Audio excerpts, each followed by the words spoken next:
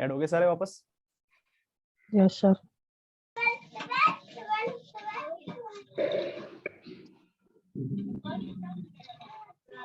Screen दिख रहा है दोबारा? Yes sir. हाँ सर दिख रहा है। अभी आ रही। दिख रहा है? सर स्क्रीन पे आप नहीं आ रहे हो। हाँ तो नहीं आ रहा है? आप अब आइए। आप नहीं आ रहे हो आप। मैं नहीं आ रहा हूँ? मेरी कहाँ हाँ जरूरत है? सर। कोई नहीं सर, आपकी आवाज बहुत है। आवाज ही बहुत है ना? आवाज बहुत आ रही है। हाँ अब दिख रहा हूँ मैं? हाँ सर। Yes sir. हाँ दिख रहा है। अब दिख रहा हूँ? ये सर दिख ऑनलाइन क्लास यूज कर चला अच्छा पढ़े।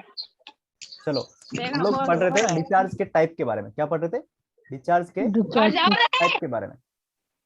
म्यूट कर रहा हूँ एक मिनट। म्यूट कर दो सर। तो माइक बंद करो सर। कर दो 3 मिनट। आप खुद भी म्यूट हो सकते हो, अपने आप ही म्यूट हो सकते हो, बिना जरूरत के खुद म्यूट हो सकते हो।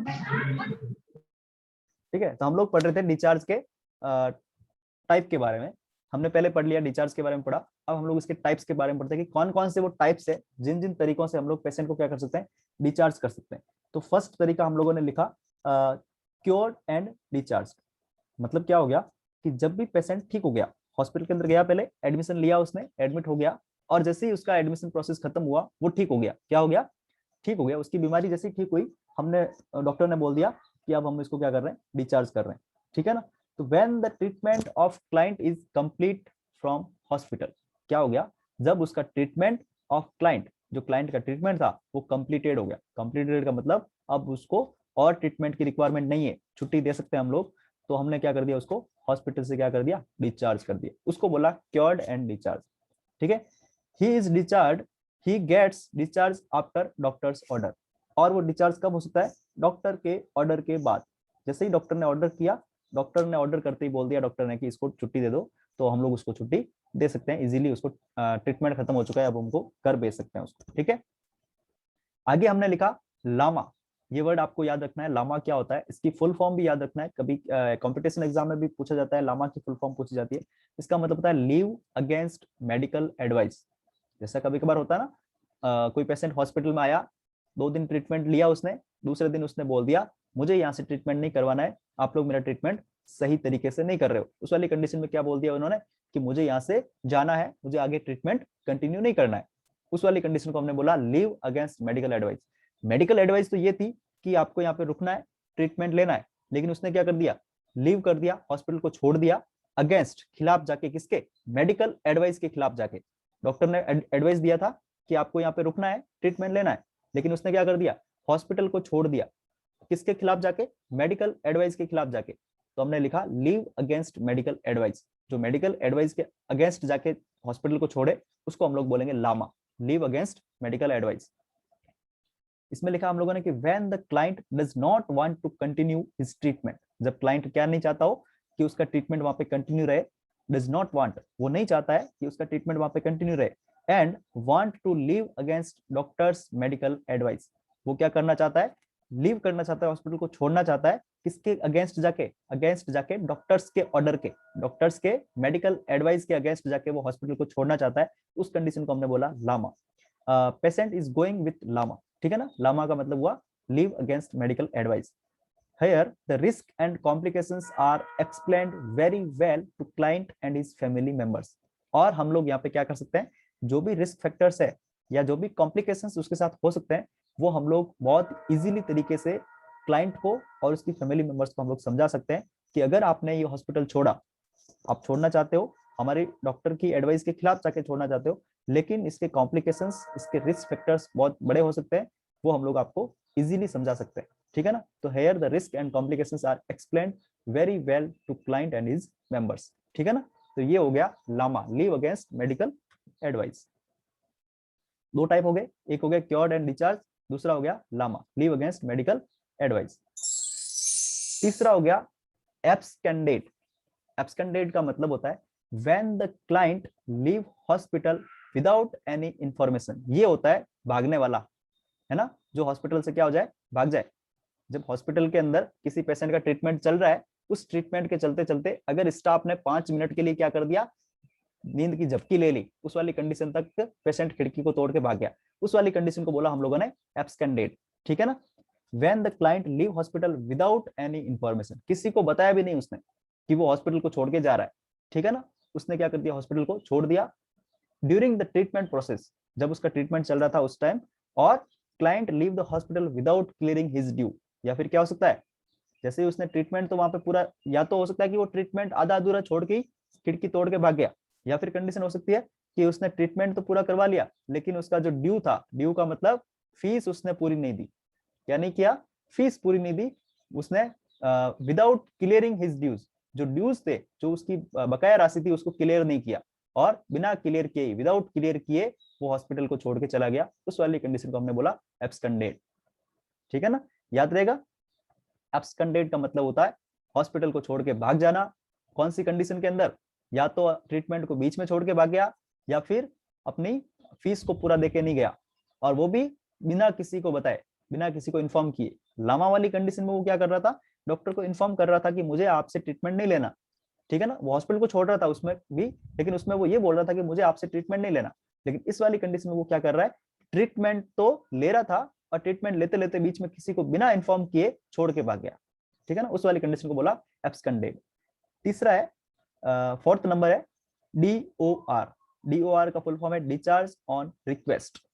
डिस्चार्ज ऑन रिक्वेस्ट का मतलब हुआ कि जब क्या हो जाए, पेशेंट अपना ट्रीटमेंट जो ले रहा है, उस ट्रीटमेंट लेते लेते बीच में ये बोल दे कि मुझे क्या करना है, डिस्चार्ज होना है यहाँ से, अब मुझे आगे ट्रीटमेंट नहीं लेना है, मुझे यहाँ से डिस्चार्ज होना है। तो when client is not willing to take treatment from hospital, जब कोई क्लाइंट उस हॉस्पिटल से ट्रीटमेंट नहीं लेना चाहता है, उस वाली कंडीशन के अंदर वो बोल दे कि मुझे यहाँ से डिस्चार्ज होना है, और अगर उसकी रिक्वेस्ट पे हम लोग डिस्चार्ज करें। देखो लामा में और इसमें फर्क है। लामा वाली कंडीशन में क्या है कि डॉक्टर खुद बोलता है उसको कि आपको यहाँ से जाना नहीं चाहिए, मेडिकली एडवाइस ये है कि आपको यहाँ पे एडमिट होना है। लेकिन इस वाली कंडीशन में क्या है, पेशेंट नहीं, लामा वाली कंडीशन में भी पेशेंट ही बोल रहा है कि मुझे यहाँ ट्रीटमेंट नहीं करवाना है, मैं यहाँ से जा रहा हूँ।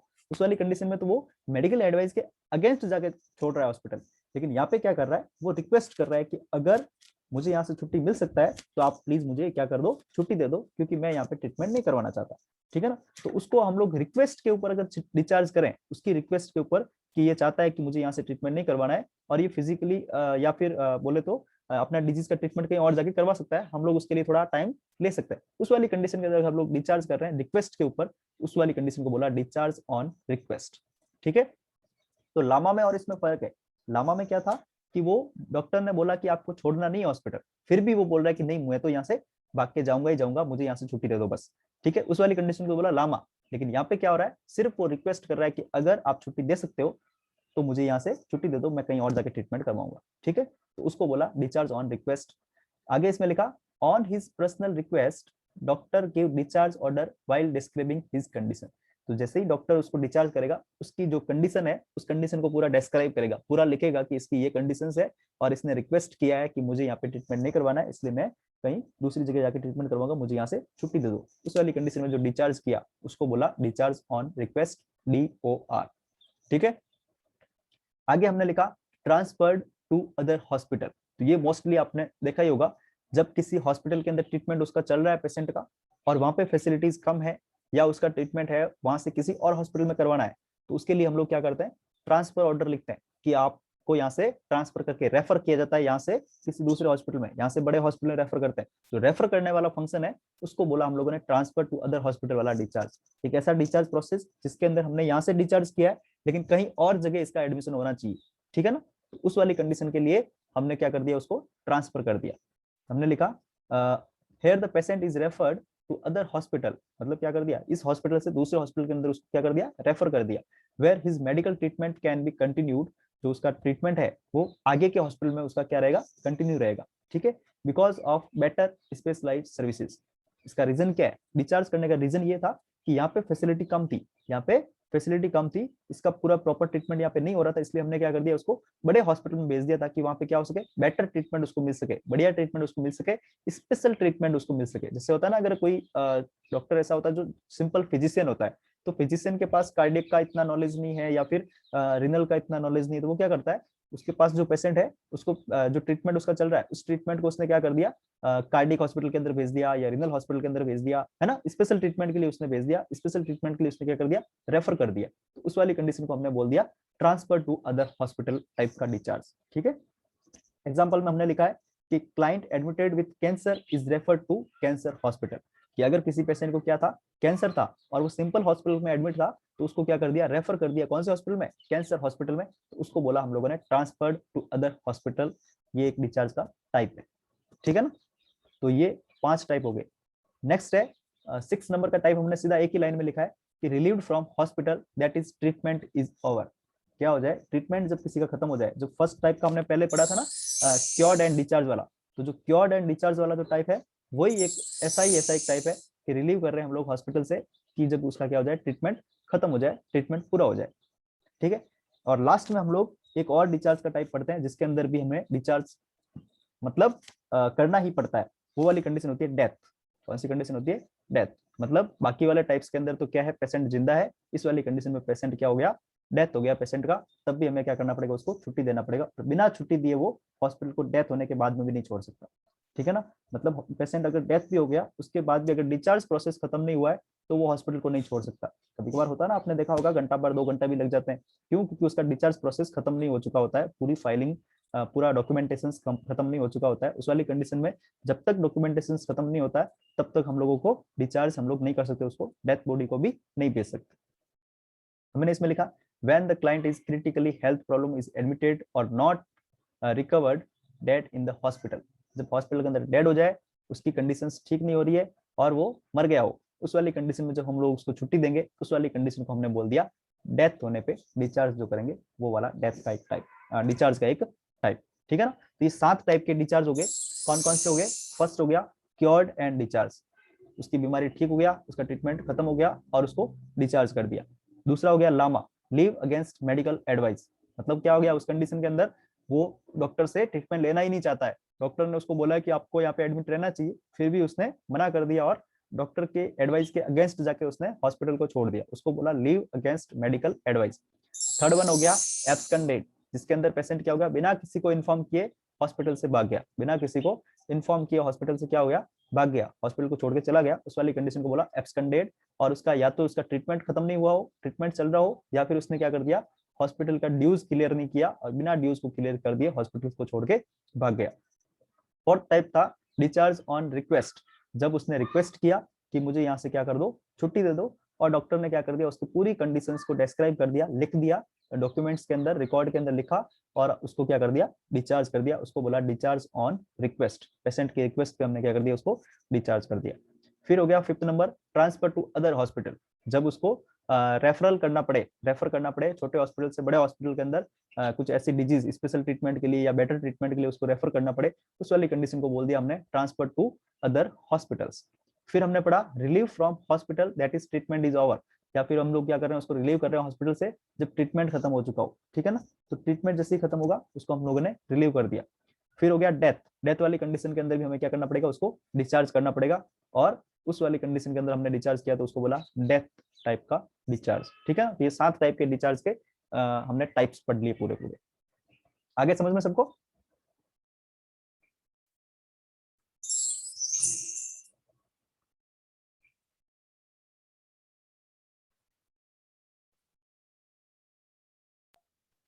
आ गया ना समझ में सबको? शुरुआत यस सर। शुरुआत करो सर, वापस स्टार्ट करें? शुरुआत से। शुरू में थोड़ी नेटवर्क प्रॉब्लम थी।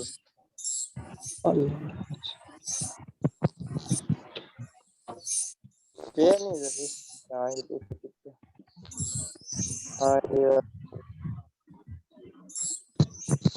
यहाँ से स्टार्ट करें वापस? हाँ सर, यस सर।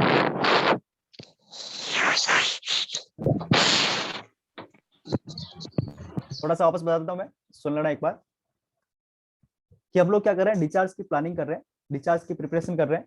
ठीक है ना, तो हम लोगों को क्या क्या एंश्योर होना है, क्या क्या चीजें समझनी है, तो वो हम लोग पढ़ रहे हैं। हमने पहले प्रिपरेशन कर लिया, डिस्चार्ज के लिए प्रिपरेशन किया, तो nurse is responsible for ensuring the patient to is to be discharge. तो नर्स को ये इंश्योर करना है कि हम लोग क्या करना चाहते हैं, पेशेंट को डिस्चार्ज करना चाहते हैं, ठीक है ना। पेशेंट को जैसे ही डिस्चार्ज करोगे, स्क्रीन पे कोई लिखो नहीं, महावीर इरेज करो इसको, वेरी गुड। तो हम लोगों ने क्या कर दिया, पेशेंट को डिस्चार्ज करने के लिए जैसे ही डॉक्टर ने लिखा, उसको हमने इंश्योर कर दिया कि हम लोग क्या करना चाहते हैं, पेशेंट को डिस्चार्ज करना चाहते हैं, क्योंकि सबसे पहले रिपोर्ट किसके पास आएगा, नर्स के पास आएगा कि इस पेशेंट को हम लोग डिस्चार्ज करने वाले हैं, ठीक है ना।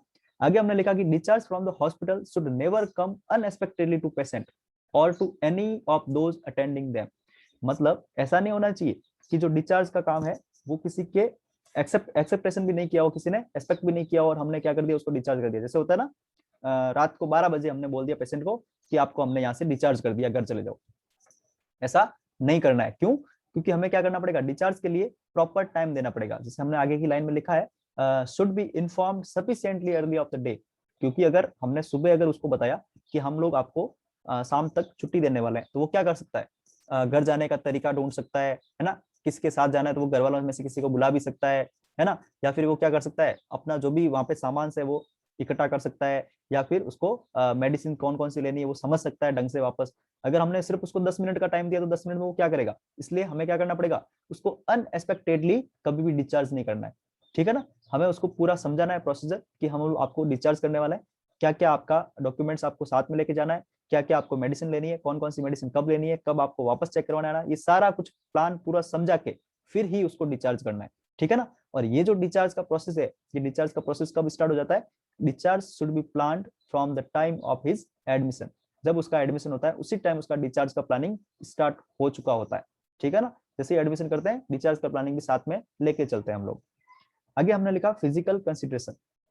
मतलब क्या हुआ कि हम पेशेंट को डिस्चार्ज तो करने वाले हैं, लेकिन क्या वो फिजिकली फिट है कि नहीं है, क्या वो सच में जो हम लोग डिस्चार्ज करने के बाद वो अपने घर जाके उस चीजों को प्रॉपर समझ सकता है कि नहीं समझ सकता, उस डिजीज को आगे फ्यूचर के अंदर मेंटेन करके चल पाएगा कि नहीं चल पाएगा, है ना। उस डिजीज में अपने आप को किस तरह से चलाना है, वो चला पाएगा कि नहीं चला पाएगा, ये हमें समझना पड़ेगा। तो उसकी डिसेबिलिटी के अकॉर्डिंग इसमें हमने ये लिखा, physical intervention for the in patient with impaired activity, कि उसकी एक्टिविटी क्या इम्पेयर्ड हुई थी, ठीक है ना। Include direct physical care related to patient health problem, for example occupational therapy is one type of the physical intervention. मतलब क्या हुआ कि अब उसको वो क्या क्या काम कर सकता है। जैसे होता है ना कि अगर हम किसी की सिंपल सी बात करें, किसी का हाथ अगर फ्रैक्चर हो जाए, तो हाथ फ्रैक्चर वाली कंडीशन में हम लोग उसको बोलते हैं कि हाथ को है जो इमोबिलाइज करके रखना है, हाथ को हिलाना नहीं है, ठीक है ना। हाथों की उंगलियों से एक्सरसाइज करना, ये सारी चीजें हम लोग उसको समझाते हैं। तो वो कितना मूवमेंट्स कर सकता है, कितना मूवमेंट्स उसको नहीं करना है, ये सारी चीजें अगर वो समझ पा रहा है कि नहीं समझ पा रहा है, ये हमें पहले से ही एंश्योर होना पड़ेगा। ये नर्स को समझना पड़ेगा कि पेशेंट इसके लिए फिट है कि नहीं है ना। डिस्चार्ज होने के बाद वो घर पे अपना केयर कर पाएगा कि नहीं कर पाएगा, ये हमें पहले से समझना पड़ेगा। आगे हमने लिखा, patient for returning home with disability that limits his activity of daily life. मतलब क्या हुआ कि जब वो पेशेंट वहां से घर जाएगा, तो घर जाने के बाद वो कितना रेडी है उस डिसेबिलिटी के अंदर अपने लिमिटेशंस से रिलेटेड। लिमिटेशंस का मतलब हुआ, जैसे हमने उसको बोल दिया कि आपको क्या नहीं करना है, अपने हाथों के मूवमेंट्स को कम करना है आपको। जैसे अगर पैर फ्रैक्चर हो रखा है तो उसके पैरों के ऊपर ज्यादा वेट नहीं लाने देना है, वो सारी चीजें हमने उसको समझाई। तो वो उसके लिए प्रिपेयर है कि नहीं है, उस चीजों के बारे में समझ पाया कि नहीं समझ पाया, ये हमें पहले से ही एंश्योर होना पड़ेगा, ठीक है। आगे हमने लिखा, the nurse role is to reinforce what the patient has learn in occupational therapy. अब नर्स को क्या करना है, ये उससे पूछ के पता करना है कि वो उस ऑक्यूपेशनल थेरेपी के बारे में कितना समझ पाया है, कितना सीख पाया है। जैसे हम लोग उससे पूछेंगे कि आपको हमने बताया क्या क्या चीजें बताई, आप लोग दोबारा रिपीट करो। तो पेशेंट खुद बोलता है, पेशेंट बोलता है कि मुझे है जो ये चीजें नहीं खानी है, ये चीजें मुझे खानी है, ये मुझे पीना है, ये मुझे नहीं पीना है ना। और मुझे इतने टाइम खाना खाना है, मुझे अपने हाथों से ये एक्सरसाइज करना है, हाथों को ये मूवमेंट्स करवाना है, अगर पैर फ्रैक्चर है तो पैरों पे भार नहीं देना है ना। मुझे इस पोजीशन में सोना है, इस पोजीशन में बैठना है। वो सारी चीजें अगर पेशेंट बताएगा, और अगर उसमें कोई भी एक चीज ऐसी लगी जो शायद उसके लिए गलत है, तो हम लोग उसमें क्या करेंगे, हम उसको वापस समझाएंगे कि आपको ये काम नहीं करने, ये काम आपको करने और ये काम आपको नहीं करने। वो सारी चीजें हम उसको क्या करेंगे, पहले से ही समझाएंगे जब उसका छुट्टी होने वाला होगा, डिस्चार्ज होने वाला होगा, ठीक है। आगे हमने पढ़ा, द नर्स में recommend changes in the home based on home assessment. ये हालांकि अपने इंडिया के अंदर नहीं होता है, पर फिर भी हम लोगों को सिर्फ समझना पड़ेगा कि जब पेशेंट को हम लोग क्या कर रहे हैं, छुट्टी दे रहे होते हैं, तो छुट्टी देते टाइम हम उसकी इंटरव्यू करते हैं, उसका इंटरव्यू लेते हैं, उसका असेसमेंट करते हैं कि एक्चुअल में आपकी घर की कंडीशन कैसी है, आप घर के अंदर हॉस्पिटल जैसा सेटअप तैयार कर पाते हो कि नहीं कर पाते हो, होम विजिट भी करना हो सकता है, बट हमारे इंडिया के अंदर ये होम विजिट का ऑप्शन होता नहीं है। हम लोग सिर्फ और सिर्फ पेशेंट से पूछ के ये पता करते हैं कि आप लोगों को घर के अंदर, आप सेटअप के अंदर अपने आप को मेंटेन करके रख पाओगे कि नहीं रख पाओगे। दूसरी चीज ये, कुछ ऐसे इक्विपमेंट्स, स्पेशल इक्विपमेंट्स जो आपके घर के अंदर अवेलेबल हो जाएंगे कि नहीं हो जाएंगे, या फिर आपने अपने घर को आपकी कंडीशन के अकॉर्डिंग बना लिया कि नहीं बना लिया। जैसे होता है कभी कभार कुछ पेशेंट है जो पैरालाइज हो जाए, परमानेंटली पैरालाइज हो जाए, जिसका पैरों से चल नहीं पाएगा वो, अब तो वो व्हील चेयर पे चलेगा। तो अगर व्हील चेयर पे चलेगा तो उसके व्हील को अब घर के अंदर चढ़ने के लिए रैंप वगैरह भी बनना होना चाहिए, है ना। या फिर क्या हो, कुछ पेशेंट जो अपने, आप लोग साइकेट्री के अंदर एक डिजीज पढ़ोगे, पार्किंसंस डिजीज के टाइप सा ऐसा कुछ हो गया है ना, एक्स्थेसिया वाली कंडीशन हो गई, वो धीरे धीरे चलने वाली कंडीशन हो गई, तो उसको क्या करना पड़ेगा, किसी के सहारे सहारे चलना पड़ेगा। जैसे लकड़ी के सहारे चलते हैं ना बूढ़े लोग, वैसे वैसे किसी को दीवार को पकड़ के या उसको साइड रेल्स को पकड़ के चलना पड़ेगा। उस वाली कंडीशन में हैंड रेल्स वगैरह उसके घर के अंदर, सेटअप के अंदर प्रॉपर उन्होंने एडजस्ट करवाए कि नहीं करवाए, वो हमें समझना पड़ेगा। दूसरी चीज कि अगर उसका कोई ऐसा फर्नीचर्स वगैरह है जिसको इधर उधर करने की जरूरत पड़े, तो वो मूवेबल फर्नीचर होना चाहिए, इधर उधर मूव करना चाहिए इजीली। ऐसा फर्नीचर्स उसके घर के अंदर है कि नहीं है, अगर नहीं है तो वो दिक्कत क्रिएट कर सकता है, ठीक है ना। तो वो सेटअप उसके लिए सुटेबल है कि नहीं, ये हमें पहले से ही क्या करना पड़ेगा, एंश्योर करना पड़ेगा। और स्पेशल इक्विपमेंट्स जो उसके लिए इमरजेंसी कंडीशन में जरूरी हो, जैसे ऑक्सीजन का टैंक होना चाहिए, है ना, ऑक्सीजन जो मास्क है वो होना चाहिए, ऑक्सीजन सिलेंडर होने चाहिए, सक्शन मशीन होनी चाहिए। वो सारी चीजें अगर उसके लिए जरूरी है, स्पेशल इक्विपमेंट्स में आता है, हमने जैसे कल पढ़ा था स्पेशल इक्विपमेंट्स, वो सारी चीजें अगर उसके लिए जरूरी है तो वो उसके घर के सेटअप के अंदर है कि नहीं है, ये हमें क्या करना पड़ेगा, पहले से ही समझना पड़ेगा। फिर हमने आगे पढ़ा कि इट सीवियरली डिसेबल पेशेंट, अगर कोई पेशेंट सीवियरली डिसेबल है, बहुत ज्यादा डिसेबल है ना, एबल का मतलब होता है योग्य, डिसेबल का मतलब होता है अयोग्य, कोई भी काम करने के योग्य नहीं है, वो बहुत ज्यादा डिसेबल है, उस वाली कंडीशन में हमें क्या करना पड़ेगा, जैसे ही वो घर जाएगा, घर जाने से पहले हमें होम विजिट करना पड़ेगा। हालांकि ये अपने इंडिया में नहीं होता, बट फिर भी आप लोगों को याद रखना है कि होम विजिट हम लोगों को पहले करना पड़ेगा, घर की कंडीशंस को पहले ही समझना पड़ेगा। आगे हमने लिखा patient with knee replacement need to make lot of changes, कि जब कोई पेशेंट जिसका घुटना प्रत्यारोपण हुआ है ना, हिंदी में बोले तो घुटना प्रत्यारोपण, उस वाली कंडीशन में उसको बहुत ज्यादा चेंजेस की रिक्वायरमेंट हो सकती है अपने घर के अंदर, ठीक है, आ गया समझ में। फिर हमने लिखा था साइको कॉग्निटिव कंसिडरेशंस, मतलब उसके माइंड के अंदर क्या क्या चेंजेस हो रहे हैं उनको भी हमें समझना पड़ेगा, और उसको क्या क्या चीजें आगे फ्यूचर में ध्यान में रख के चलना है वो भी चीजें समझना पड़ेगा, और कौन सी कंडीशन के अंदर वो स्टाफ को बुला सकता है, किसी भी हेल्थ केयर वर्कर को बुला सकता है, कितना उसके अंदर प्रॉब्लम क्रिएट हुआ तब जाके बुला सकता है ना, और किसको बुला सकता है, ये भी उसके अंदर डिस्चार्ज होने से पहले उसको टीच करना पड़ेगा, समझाना पड़ेगा, ठीक है ना। और वो उस कंडीशन के अंदर एडजस्ट हो पा रहा है कि नहीं हो पा रहा है, उसका साइकोलॉजिकली फिटनेस प्रॉपर है कि नहीं है, ये हमें पहले से ही समझना पड़ेगा, ठीक है ना। तो ये हमने लिखा कि वो किसको बुला सकता है, किसको कॉल कर सकता है, home to call for help and when, कब कॉल कर सकता है सेल्फ केयर के लिए, जैसे such as wound care. Wound care का मतलब होता है घाव अगर किसी को हो रखा है, छाला अगर किसी के हो रखा है, तो उसके लिए पट्टियां करनी पड़ेगी, बार बार ड्रेसिंग करना पड़ेगा, उस वाली कंडीशन के अंदर वो किसको बुला सकता है, कब बुला सकता है, ये सारी चीजें हम उसको इजीली समझा सकते हैं, ठीक है ना। आगे हमने लिखा anticipatory guidance is information given about situation, और अदर इसके अलावा और क्या क्या हम लोग इन्फॉर्मेशन दे सकते हैं उसकी सिचुएशन के अकॉर्डिंग, उसकी कंडीशन के अकॉर्डिंग, ताकि वो क्या कर सके, पेशेंट खुद डेवलप कर सके। Patient can develop problem solving and coping strategy. Problem solving का मतलब हुआ अपनी प्रॉब्लम को सॉल्व करने के जो तरीके हैं वो डेवलप कर सके, या फिर कोपिंग एडजस्ट होने के तरीके क्या कर सके, डेवलप कर सके। ऐसा हम लोगों को क्या करना है, पहले से ही उसको गाइडेंस करना है, इंफॉर्मेशन देना है, ठीक है ना, ताकि वो अपनी कंडीशन को समझ सके और कंडीशन के अकॉर्डिंग अपनी प्रॉब्लम को सॉल्व कर सके और कोपिंग स्ट्रेटजी को क्या कर सके, डेवलप कर सके, ठीक है ना। जैसे एग्जांपल के रूप में लिखा हम लोगों ने immediate treatment of heart attack to heart patient, तो हम लोग उसको ये समझा सकते हैं कि आप लोगों अगर कोई हार्ट अटैक वाली कंडीशन आती है या हार्ट पेशेंट हो आप, तो आपको क्या क्या इमीडिएटली ट्रीटमेंट करना है। जैसे होता है ना कि अगर कोई हार्ट पेशेंट होता है तो उसको चलना नहीं चाहिए, एक जगह बैठना चाहिए, कार्डियक पोजीशन में, स्ट्रेट पोजीशन में बैठना है। फिर उसके अंदर जो टेबलेट्स होती है नाइट्रोग्लिसरीन वगैरह, जीभ के नीचे रखने वाली गोली, उसको इमरजेंसी के टाइम एनी टाइम साथ में रखना, ये हम लोग उसको पहले से समझाएंगे। और अगर उसको समझ में सही ढंग से आ गया तो इमरजेंसी कंडीशन के अंदर पेशेंट अपने आप को उस प्रॉब्लम को सॉल्व कर सकता है, अपने आप को उस प्रॉब्लम से बचा सकता है, ठीक है ना। तो ये हमें पहले से उसको क्या करना पड़ेगा, समझाना पड़ेगा डिस्चार्ज के टाइम पे।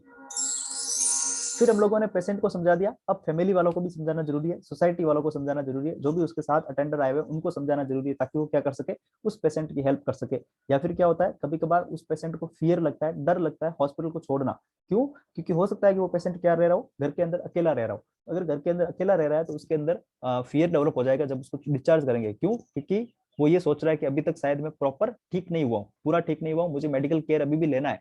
और मेडिकल केयर अगर हम लोग घर के अंदर उसको देने का बोल रहे हैं, इसका मतलब ये हुआ कि उसको किसी एक की रिक्वायरमेंट है, और अगर रिक्वायरमेंट है तो वो घर के अंदर अकेला नहीं रह पाएगा। इस बात का उसको क्या रहता है, फियर रहता है। और आगे हमने लिखा कि वो फील कर सकता है क्या, कि उसको क्या कर दिया है, आइसोलेट कर दिया गया है। आइसोलेट का मतलब डिजीज कंडीशन है उसके साथ और उसको क्या कर दिया है, सबसे अलग कर दिया है, ये वो फील कर सकता है। ठीक है ना। फिर हमने आगे क्या लिखा कि हम लोग क्या करेंगे, इन्वॉल्व करेंगे सोशल सपोर्ट को। किसको, सोशल सपोर्ट को इन केयर, केयर के अंदर सोशल सपोर्ट को इन्वॉल्व करेंगे। ये अपना क्या रहेगा, इंपॉर्टेंट नर्सिंग इंटरवेंशन रहेगा। क्या रहेगा, नर्सिंग इंटरवेंशन रहेगा। और फिर हम लोग उसके अलावा और क्या काम कर सकते हैं, एजुकेट कर सकते हैं किसको, फैमिली को, जो भी उसकी फैमिली मेंबर्स है उसको एजुकेट कर सकते हैं, ताकि वो क्या कर सके, उसको बढ़िया से बढ़िया केयर दे सके, घर के अंदर बढ़िया से बढ़िया केयर दे सके। ये अपना क्या है, एक नर्सिंग इंटरवेंशन है। और जो हम लोग कब देंगे, before the patient is discharge, जब पेशेंट डिस्चार्ज होगा उससे पहले हम लोग क्या करेंगे, एजुकेशन देंगे किसको, फैमिली मेंबर्स को, ताकि वो क्या कर सके, बढ़िया केयर दे सके पेशेंट को। ठीक है, तो ये था फैमिली कंसिडरेशन। फिर हम लोगों ने आगे एथिकल कंसिडरेशंस पढ़ा था, जो हमने एथिक्स पढ़े थे वही सारे एथिकल कंसिडरेशंस पेशेंट के साथ पढ़े थे। फिडेलिटी हो गया, बेनिफिसेंस हो गया, रेस्पेक्ट हो गया, जस्टिस हो गया, वो सारे एथिकल कंसिडरेशंस भी उसके लिए इंपॉर्टेंट है, वो भी हमें समझने पड़ेंगे। ठीक है ना, पेशेंट की खुद की रिस्पेक्ट से रिलेटेड है, उसका बेनिफिट उसको मिलना चाहिए, फिडेलिटी वाली कंडीशन, जस्टिस वाली कंडीशन, न्याय वाली कंडीशन, वो सारी कंडीशंस को मैं एथिकल के अंदर जो पढ़ा था वो एथिकल्स उसके साथ प्रॉपर रहने चाहिए।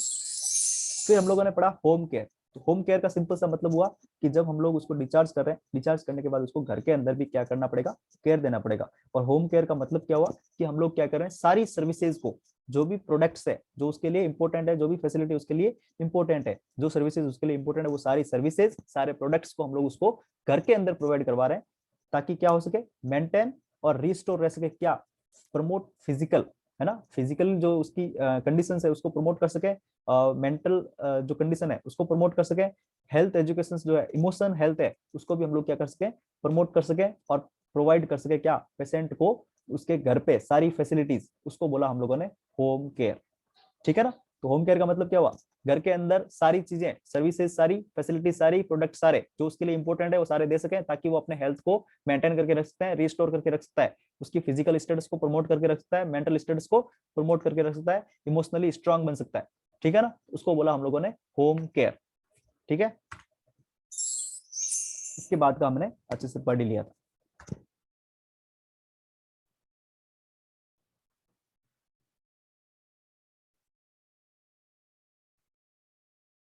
आ गया समझ में अब?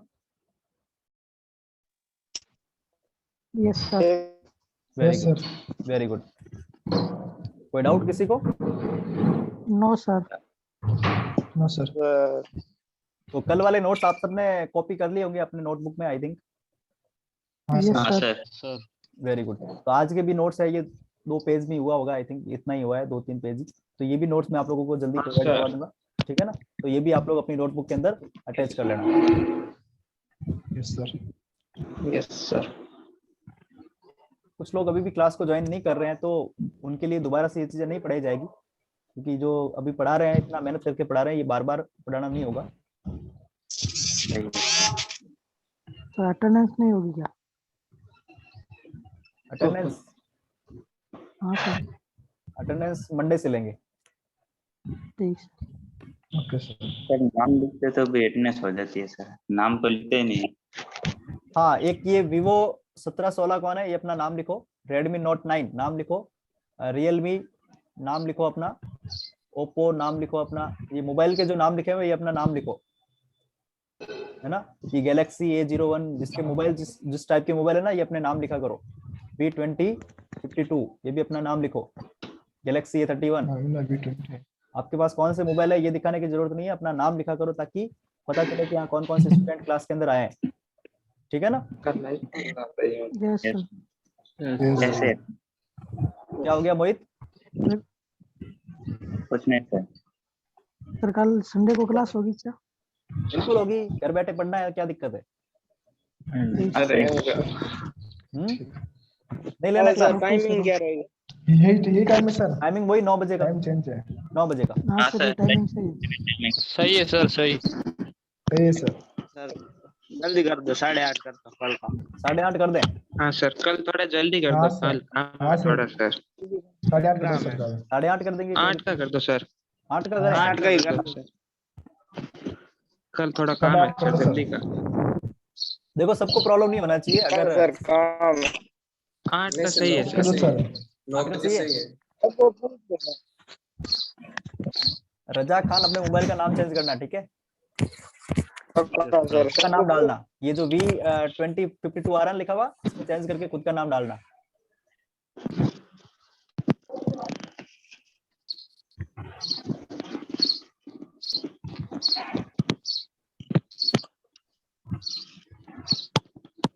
कुछ लोगों के नाम अभी भी मोबाइल के नाम से ही चल रहे हैं, वो नाम चेंज करना। और मंडे से अपन लोग अटेंडेंस भी लेंगे, ठीक है ना? और दूसरी क्लासेस भी चलेगी आप लोगों की, तो सारे लोग आना। अभी 25 लोग ही क्लास में आ पा रहे हैं, इसका मतलब अभी 4 लोग या 5 लोग कोई ऐसे है जो क्लास को अटेंड नहीं कर रहे हैं। हाँ सर। तो उनको भी क्लास के अंदर आना चाहिए। अगर वो नहीं आते हैं तो फिर उनकी प्रॉब्लम है, क्योंकि फिर बाद में आप लोग ये बोलोगे कि सर हमारा ये कोर्स नहीं हुआ या ये हमें नहीं पढ़ाया, तो उसकी गलती आपकी रहेगी। क्यों? क्योंकि अभी हम जो पढ़ा रहे हैं ये बार बार आपको रिपीट नहीं करवा पाएंगे, ये सारी चीजें दोबारा नहीं बता पाएंगे क्लास के अंदर, ठीक है ना? और ये कितना लॉकडाउन चलेगा, कितने टाइम तक हम लोगों को ऑनलाइन ही पढ़ाना पड़ेगा, इसका कोई गारंटी नहीं है। हमने भी रिपोर्ट करवाई है, कोविड का टेस्ट करवाया है, तो अगर हम में से कोई पॉजिटिव आ जाता है तो आई थिंक ये मान के चलो कि आपका महीना भर तो गया है ना? तो कोई नेगेटिव है सर आपकी तो? हाँ, आपके नेगेटिव है ना आपकी तो? नेगेटिव का पहले थोड़ी पता चल गया, अभी तो टेस्ट करवाया है, तो उसका रिजल्ट क्या आता है वो आपके बी नेगेटिव है ब्लड ग्रुप। आपके नेगेटिव आ गई सर आपकी तो? ब्लड ग्रुप भी नेगेटिव है, बट कोविड का टेस्ट अभी नेगेटिव है कि नहीं है इसका पता नहीं है। तो कोई नहीं सर। आपका आ गया सर नेगेटिव आपका तो? अरे नहीं आया है अभी। तो सर आपने व्हाट्सएप पे लगाया था ना? कोई नहीं सर। अरे वो आप लोगों ने घर में समझा नहीं होगा उस बात को, जो व्हाट्सएप पे था स्टेटस उसको समझा नहीं, उसमें क्या लिखा हुआ था। क्या था? उसमें ये लिखा था कि मैं हमेशा सोचता हूँ पॉजिटिविटी के बारे में, है ना, हमेशा पॉजिटिव रहने का सोचता हूँ, बट अब हम लोग जो है ये रिजल्ट चाहते हैं नेगेटिव। कोविड का रिजल्ट जो है वो मैं नेगेटिव चाहता था, ये मैंने लिखा था। और अच्छा, इसके बारे में हाँ सर। आप क्या सोचते हो? हाँ भी ये मैंने लिखा था सर। है ना? हाँ ये था सर। हाँ तो ये था ना, तो अभी रिजल्ट आया नहीं है, तो रिजल्ट आने के बाद पता चलेगा कि क्या रिजल्ट है। हालांकि लग तो है कि पॉजिटिव है नहीं। आप तो नेगेटिव हो सर आप तो? हाँ नेगेटिव आप ही तो है। नेगेटिव हो। हाँ कोई नहीं सर, पॉजिटिव आएगा तो भी कोई नहीं, घर में ही हो सर। हाँ घर में ही। चलो ठीक है, आज की क्लास को हम यही खत्म करते हैं। अगर किसी को कुछ पूछना है तो पूछ सकते हैं। सर। नहीं सर। पूछना है कुछ? कल सर टाइम सर। सही है। हाँ टाइम अपन कितने बजे का करें? अगर सारे एग्री हो तो 8 बजे का कर दें। 8 8 8 8 पे ऑप्शन किसी को लॉक प्रॉब्लम करो हो तो सर। बता दो। सर। किसी को 8 पे प्रॉब्लम हो तो नो सर। या बोल के बता दो। 9 सर। No sir. 8 सही है सर। 8 सही है। 8 सही है 8 कर दो आप। चलो 8 ठीक है, सही है। 8 8 बजे का हम सर, लोग थोड़ा start काम करते है बाद में। और ज्यादा था। Thank you sir. Okay sir. हैं। ओके, खत्म करें क्लास को? ठीक sir okay. Yes sir. Okay thank you. Sir इसको कॉलेज आते ही सीधा लैब। हाँ कॉलेज में आते ही फिर लैब में चलना पड़ेगा, क्योंकि पढ़ाई तो हम लोग ऑलरेडी ऑनलाइन कर लेंगे सारा ठीक है। ठीक सर। जिज्ञासा बोल रही नौकरी आना है। क्या बोल रही है? जिज्ञासा क्या मैसेज नहीं दिख रहा मुझे, कहाँ पे है मैसेज? एक मिनट। नहीं सर 9 बजे सही है। चलो ठीक है, फिर 9 बजे का ही रखेंगे। सर काम है कल सर। सर 8 बजे से बोल रहे हैं। कल काम है। तो 8 देखो गर्ल्स 8 9 से का ही रखो, 9 का ही रखते हैं, ठीक है ना? क्लास 9 बजे का ही रखते हैं। हाँ सर 9 बजे का सही है। 9 बजे का सही है ना? ठीक है सर। ठीक है, फिर 9 बजे का ही क्लास रखेंगे। मैं मैं आप लोगों को लिंक अभी शेयर कर दूंगा शाम को ही, तो आप लोग 9 बजते ही पहुंच हाँ जाना, सर। ठीक है ना? ये ठीक सर। ओके और सर। इसके हम लोग आगे का पढ़ेंगे। डिस्चार्ज के अंदर अभी कुछ चीजें और बची हुई है। जैसे हमने सिर्फ टाइप्स के बारे में पढ़ा है, अभी यूनिट्स, डिस्चार्ज यूनिट का हम लोगों को पढ़ना है। फिर हम लोग डिस्चार्ज करने के बाद उस जो अपना हॉस्पिटल है उसको क्या केयर करना है वो भी पढ़ना है, ठीक है ना? इसके अलावा जो भी बचे हुए टॉपिक्स है वो सारे पढ़ेंगे। तो आज जो कल की जो क्लास होगी उसमें लगभग हम लोग डिस्चार्ज को और एडमिशन को दोनों जो चैप्टर है, ये पूरा चैप्टर है, इस पूरे चैप्टर को खत्म कर लेंगे इजीली। क्लास में इतना नहीं हो पाता, अभी ऑनलाइन में थोड़ा फास्ट पढ़ सकते हैं अपन, ओके सर। ठीक है ना? ठीक सर। ठीक सर। चलो ठीक है। Okay sir. और कुछ पूछना है किसी को? No sir. हाँ 9 बजे से, ठीक है खुशबू, इसमें मान लिया 9 बजे से।